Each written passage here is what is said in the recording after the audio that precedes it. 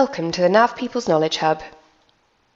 Dynamics NAV can provide a statement of all credit and debits for the net changes in your accounts and balances. This is shown using the trial balance report. Trial balances are created for both the balance sheet and the income statements. To find the trial balance, simply search for trial balance. A page will open from which you can configure the trial balance report by setting filters such as GL account number, dates, department, and project.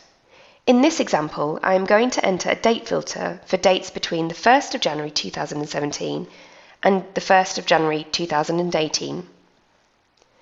You can then click Preview to view the report.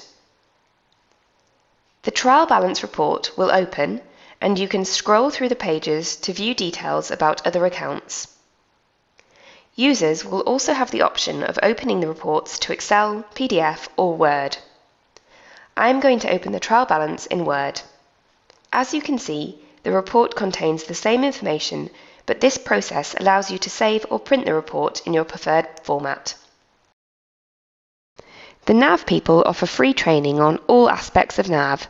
Please visit our website to find out more, www.thenavpeople.com.